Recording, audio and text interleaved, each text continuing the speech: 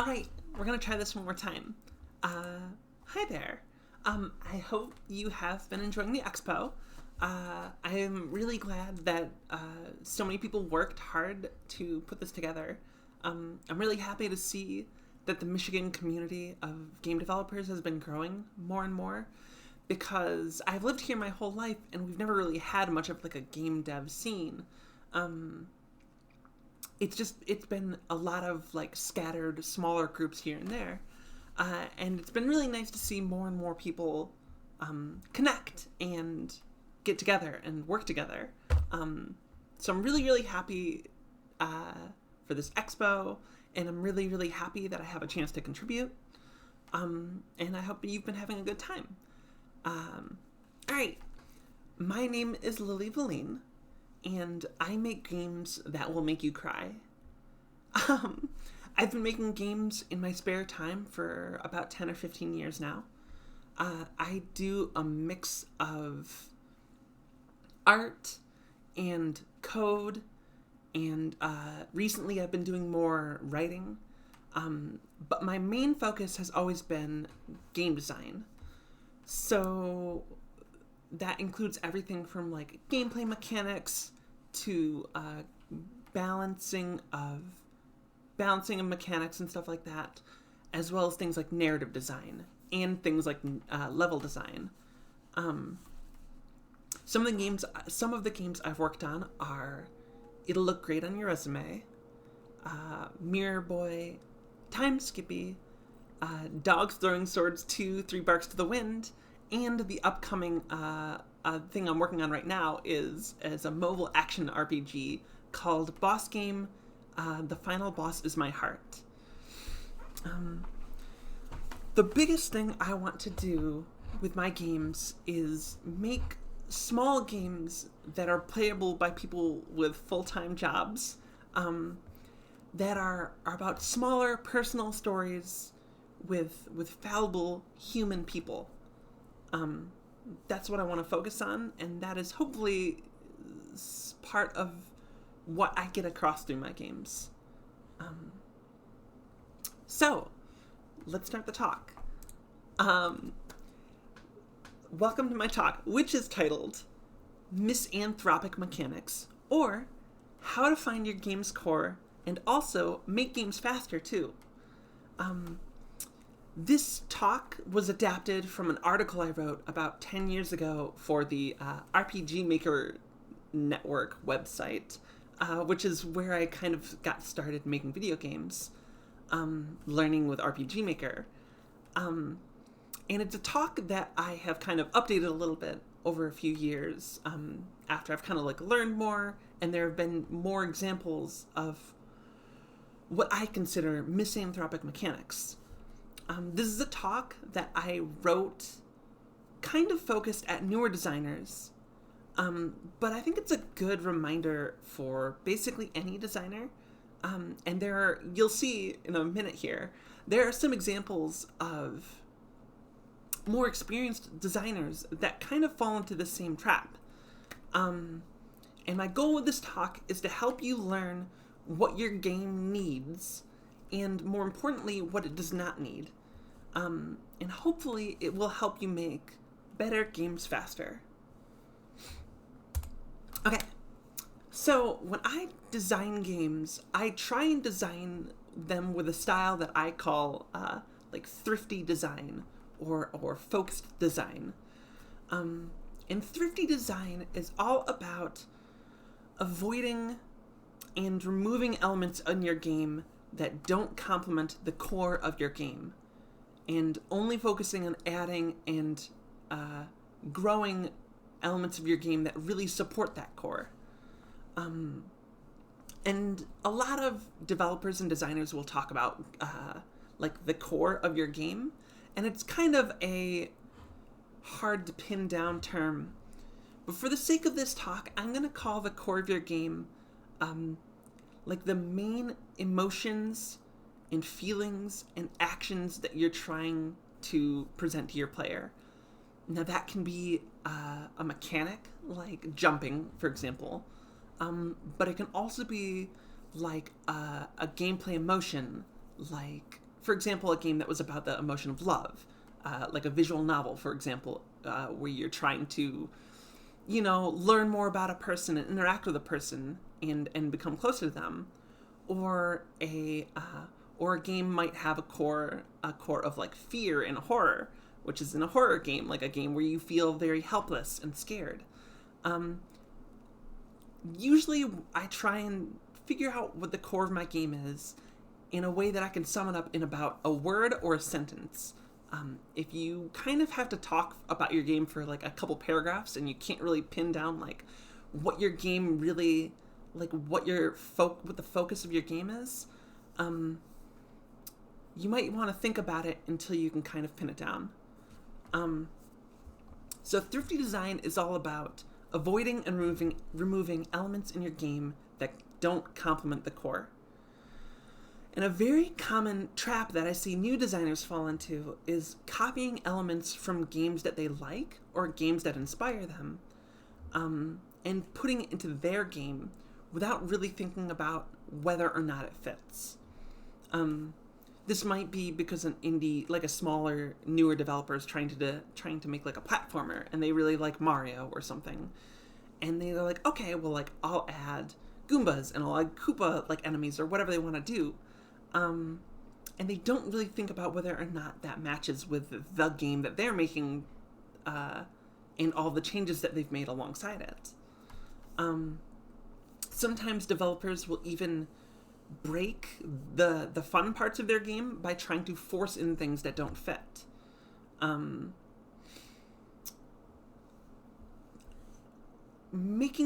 This can often lead to your game becoming more complex and more disjointed, less focused, and kind of just more confusing, because there's more elements that are kind of off the beaten path and not really. It feels like you're constantly jumping around, and this will, like, overall kind of hurt the experience of playing your game. The long and short of this is that more is not always better, and a lot of times more is actually worse. So next I'm going to provide some examples of what I think are kind of misanthropic mechanics in games that I think everyone will recognize. This is a little subjective, but I think they serve as pretty good examples.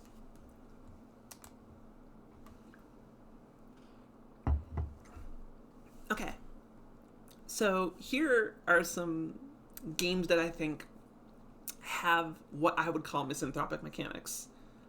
Mostly, let me provide some examples. I think a mechanic that, like a very easy to jump to mechanic that has been like removed almost from most of the game industry nowadays, is the concept of limited lives. Limited lives stems back all the way from like arcade coin-op games, where the design of limited lives was there to keep players putting more coins into the machine, and make sure arcade owners and game designers and developers would all get more money from players, by making sure that the player couldn't just play forever. You can see that in earlier Mario games, 1-ups were still used for a similar purpose, where the idea was that they were there to lengthen gameplay. 1-ups in like the first Mario game were there that, like, if you lost all of your lives, you had to start the game all the way over from the beginning again. Now this can be frustrating for a lot of reasons, but it made sense with the idea that it was there to extend the gameplay so that you would feel like you had gotten your money's worth. The problem is that Mario games kept lives in for ages after that, but they removed the frustrating part of having to go back to the beginning every time you lost your lives. So games like Super Mario 64 also have 1-ups and secret bonus lives and a limited number of lives that you have. But when you lose them all, you don't actually lose any progress. In Super Mario 64, you simply teleport back a little further away from the area you are trying to go to. And so the whole mechanic, the whole idea of having this limited number of lives, like very quickly kind of falls apart. In Mario 64, it never really matters if you get an extra 1-up or not, because it doesn't affect any part of how you're going to approach the game. The final secret bonus in Mario 64 is you get 100 lives for free, but at that point, it doesn't matter, because it doesn't change how you play the game, because running out of lives doesn't do anything. It's actually just a number that goes up or down. And I think this is a good example of a mechanic that was a holdover from the arcade days and from earlier Mario games that Nintendo kept in for a very long time, until the more recent Mario games where 1-ups are totally removed, or they serve different purposes. Mario games don't have 1-ups that work this way anymore, because their games have moved past that, and because the mechanic doesn't fit anymore, because it doesn't really accomplish anything. It just serves as kind of like a false surprise. You can also see that in like indie games, even before Mario did. Indie games got rid of many indie platformers got rid of the idea of limited lives. Very early on, games like Super Meat Boy, or VVV, or Celeste, all replaced the idea of infinite lives with a very quick turnaround for restarts, where you can die as many times as you want, and you'll only ever go a little bit backwards. And they would usually replace the feeling of surprise and like excitement from getting an extra life with different secrets and optional challenges, like the strawberries in Celeste.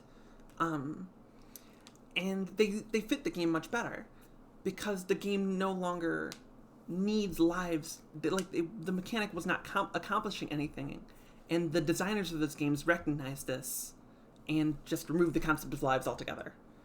I think a really well-known and very frustrating for people, for a lot of players, is inventory systems and weight management systems. Games like Skyrim and The Witcher have always have these complex inventory systems or weight management systems where when your character, who is constantly being taught to pick up different items and collect them and then sell them for gold later, or equip them or upgrade their items with them, when your player starts to carry too much, your player will suddenly start not being able to move and not being able to fight. Your hero avatar will start walking very slowly and stumbling across the screen, and the game becomes pretty much unplayable until you get a hold of your inventory situation. And the problem with this is that the inventory management is not very interesting and doesn't really have any meaningful choices in it. Usually what it boils down to is opening up your menu and digging around through your collection of swords and looking for the ones that are worth the least amount of gold but weigh the most, and just balancing all these numbers against each other to try and determine what would be the most efficient to throw away. And so players can get caught up for a minute or 2 or 5, stopping everything that they're doing to do spreadsheet work and be okay, this sword is worth 10 gold, but it weighs so much, and they're juggling swords, and they have to do all this just to finally clear up a little space so that they can go back to actually playing the game and being a hero who's exploring a dungeon or who's fighting a monster or whatever. This mechanic is it's been a staple in a lot of Western RPGs for a long time. Either the Elder Scrolls series or the Witcher series, but going all the way back to the originator of the game, this kind of weight management mechanic is stuff like tabletop RPGs like Dungeons and Dragons. where players would have a carrying capacity, and they would have to determine, like, oh, I'm at the bottom of this dungeon. Do I take this, like, treasure chest worth of gold, full of gold, or this really fancy armor? And that can lead to interesting decisions, but in games like The Witcher 3, the decisions are not terribly interesting. They're mostly just a distraction and a frustrating interruption to what the player wants to be doing. If these mechanics had been adapted to create interesting decisions, maybe they would have a little more, they would make the game a little more fun or more interesting or more challenging.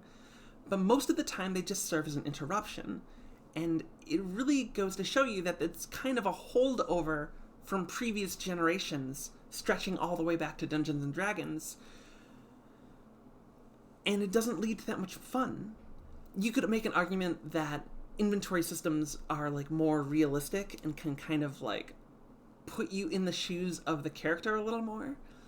But it's such a weird abstraction still that really just harms the game's pacing and feeling way more than it adds any sort of interesting choice or world building.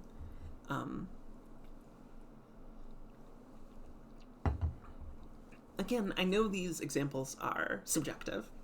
Like, there's always going to be someone whose favorite mechanic is something. But I think it kind of goes to show you that these mechanics can be sort of carried on over from generation of game to new games or games that are inspired other games. And designers don't always often think about, like, what that mechanic adds to their game. Okay. But I don't want to just dunk on other people's games, so I'm going to talk about a game that I was working on and am working on, and how I ran into the same problem and made the same mistake that I'm just talking about. So, when I started designing Boss Game, I was originally inspired to make a classic JRPG like Final Fantasy or Paper Mario, but I wanted to make it a short and compact experience that you could play in short sessions, like if you were on the bus or if you were in a doctor's office or something. As time went on, I kind of found new mechanics, and the game shifted over to being more of a tempo, like, fast-paced game. It became very, very reactive and reflexive, and nowadays plays a lot more like a fighting game than it plays like a tactical RPG. And that's fine. Sometimes that happens with games. My problem was my mindset was still on trying to make a classic JRPG. So even though I had this very fast gameplay, I wanted to have really complex battle mechanics that only work in a slower paced game. Things like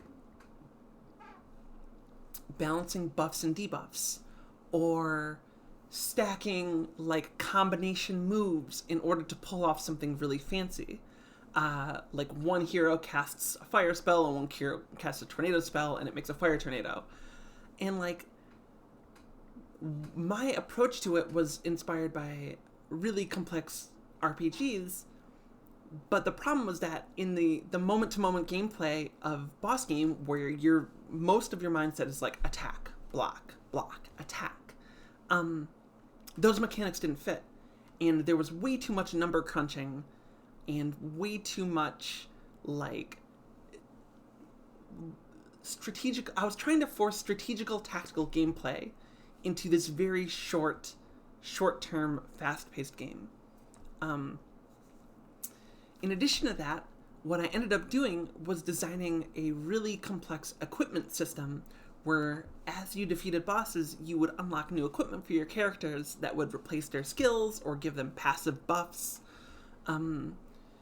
So you would have, like, 20% more fire damage, or you would have a skill that stacks poison debuffs, and then your other character would have a skill that consumes all the poison debuffs to do a special effect, or whatever else. And the problem with that is that I spent a lot of time implementing this system to unlock gear and earn gear and make sure and like code all the different effects that gear could have. And I realized that what it did is it ended up really bogging down the battles, because keeping track of all these numbers and weird like numerical advantages and mathematical like things to plan out during an action battle where an enemy is swinging a sword at you constantly in real time did not work. The bosses were messy or overly complex. No one could, like, players couldn't tell what was going on. There was no way to, like, really quickly, like, perceive, like, the status of where the boss was, because everything was happening so fast. Basically, I had to either pick whether I wanted a slower paced game or a fast paced game, and I tried to do both, and because I wanted so much to make a JRPG, I ended up trying to force those mechanics into my action game, which did not work. And in the end, I ended up cutting all of it. I ended up cutting the inventory management system, the gear you unlock from fighting bosses, overly complex character skills like, you know, like poison stacking or whatever else, like stacking buffs, stacking debuffs, and status effects. I ended up cutting all of it.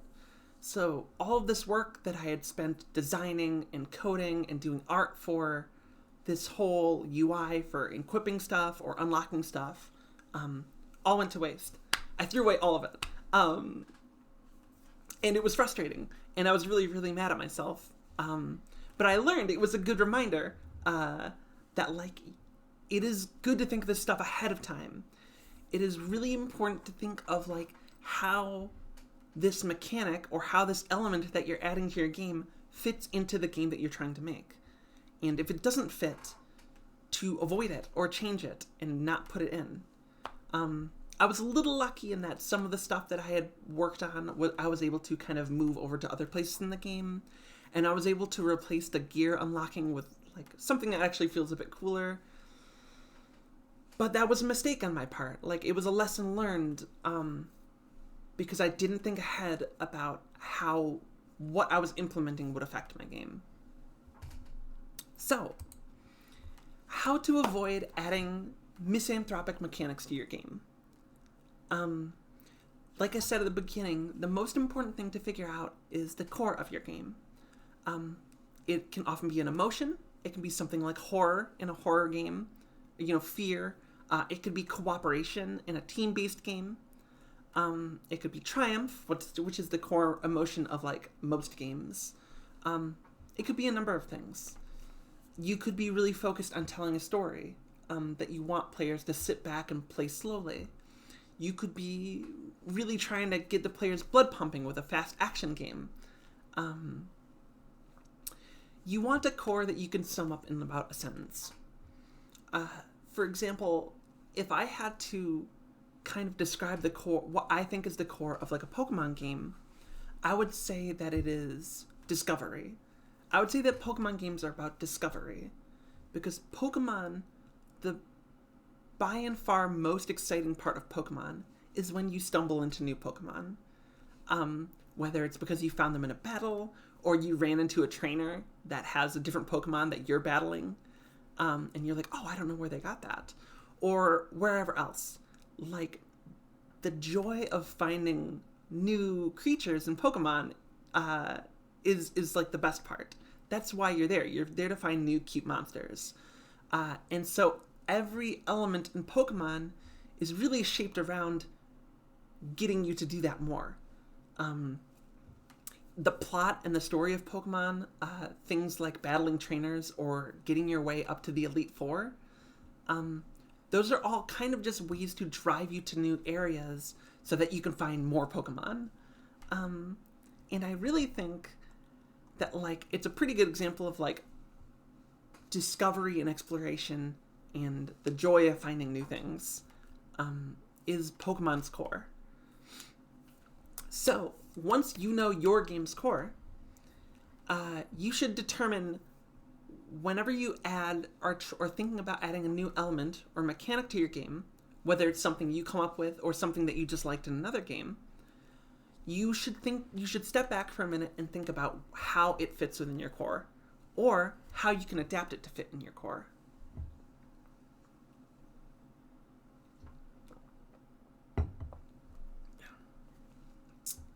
For example, does it slow down the pace of your game and force a lot of really fiddly, like, item management in your otherwise really fast-paced action game? Does it really, really speed up a game by adding really twitch reflex button presses to your otherwise really, really slow action games, or slow strategical tactical game? A good example I always think of is fishing in games. Fishing is a mechanic that can either be really fast or really slow, and it's very common across a lot of game genres. And a lot of times I see it adapted to work pretty well in the game that it's placed in. Pokemon has fishing, and again, Pokemon's fishing, at least in early games like Pokemon Red and Gold, is really easy. It's just a button press, and it serves as another avenue for discovery. When you go to a new area, you can use your fishing rod to try and discover if there are new, like, sea creatures in the area, which is great. It works perfectly. It's really easy to use. There's no, like, quick time events, and it lets you find more Pokemon, which is the point of Pokemon. Fishing in other games, some games obviously have very, very slow-paced fishing. I think Hades is another good example that does pretty well with fishing. Fishing in Hades, which is a really, really fast-paced roguelike, that is kind of characterized by, like, burst of speed and action, followed by, like, a very slow break, and then another burst of speed of action. And fishing in that game works pretty well because it's very simple. You walk up to a fishing spot, you press a couple buttons, you catch a fish. It's a very simple little mini game that still has a small bit of action element to it, but it's not lengthy. It takes 5 or 10 seconds. If it took 30 or 40 seconds, people would hate it, because it wouldn't fit the pace of the game. It would become an interruption to the game that they're trying to play. And players would still fish in Hades if it took 30 or 40 seconds, because the fish helps you make progress, it gets you money, it gets you items.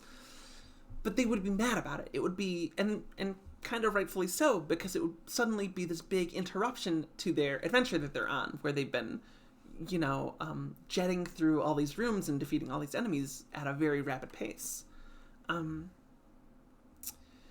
So basically, you want to make sure the mechanic you're adding to your game fits the pace of the game and fits the core of the game. Hades is a fast game. It has fast fishing. Pokemon is a fairly relaxed game, and it has very simple, relaxed fishing. One of the best ways to catch yourself ahead of time before you find yourself pushing a mechanic that your game won't fit with your game is to pre-plan and to paper prototype. So pre-planning, you basically sit down and think about and sketch out, if you can, like what the second-to-second or minute-to-minute gameplay of that mechanic feels like.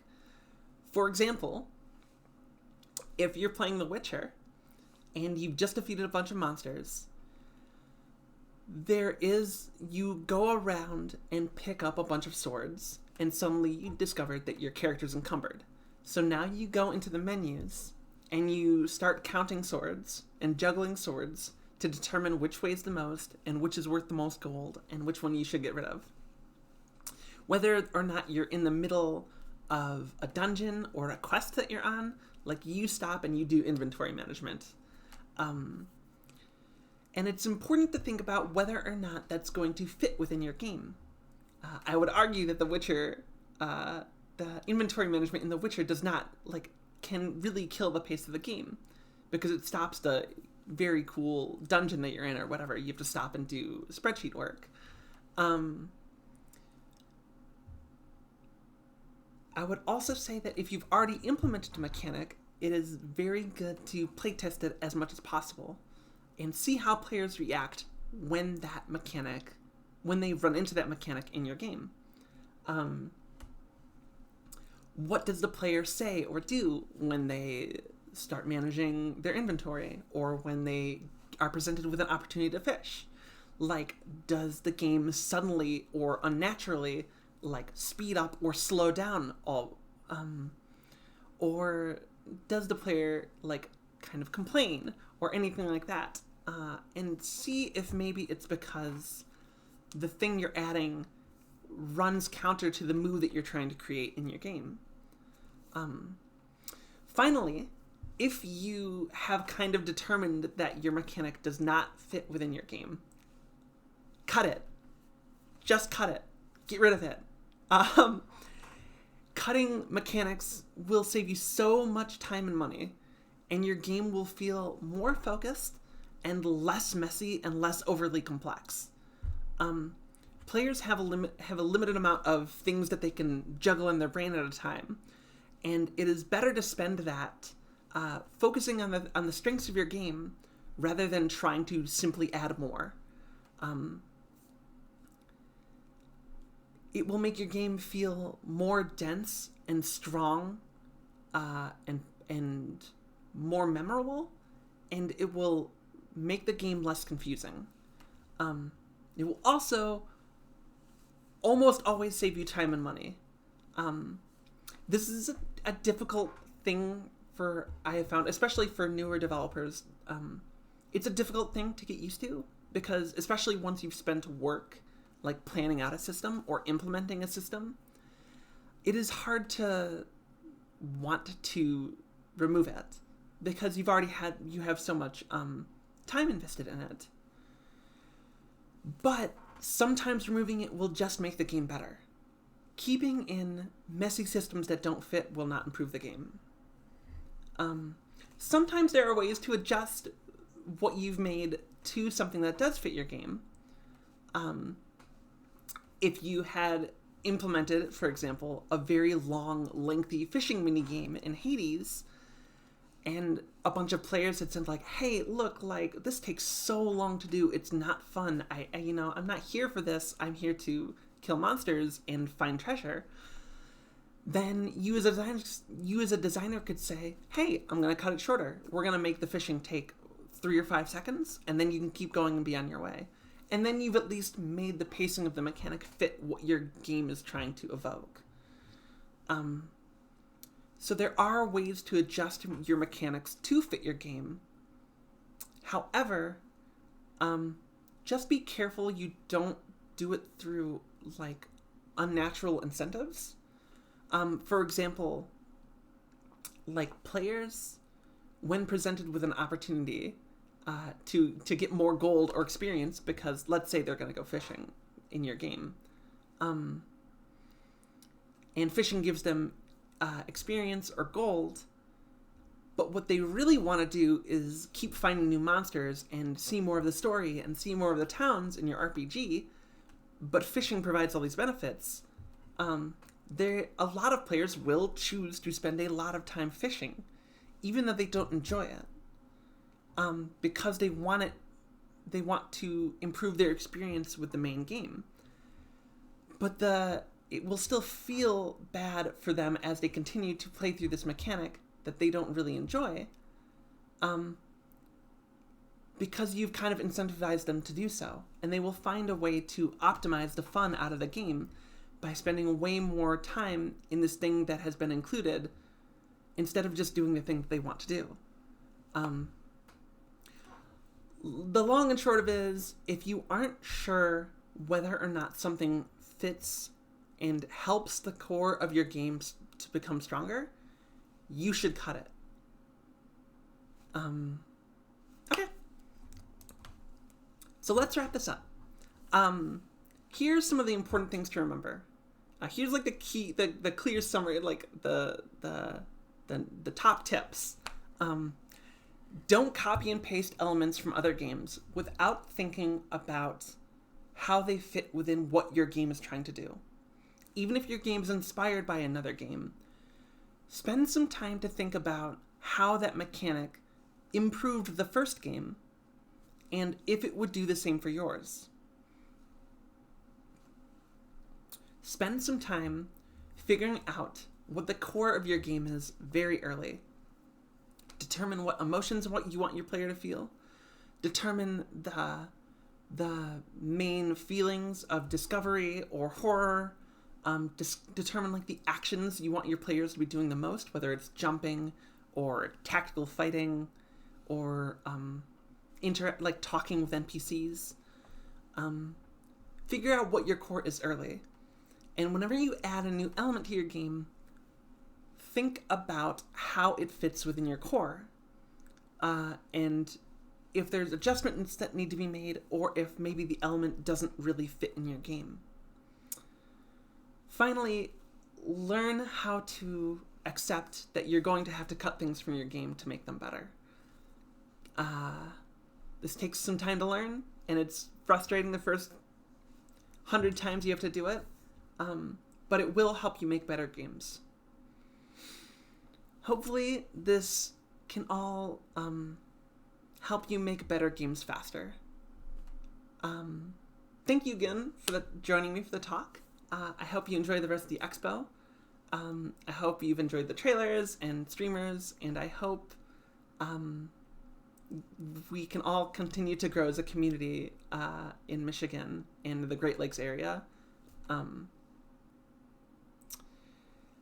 You can find me on Twitter at It's Me Lily V, or you can email me if you like. If you like the talk, please feel free to reach out, or if you have questions or whatever.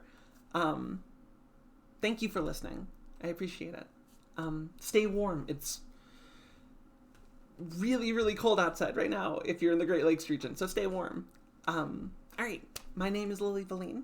I am here to make games that will make you cry, and have a nice day.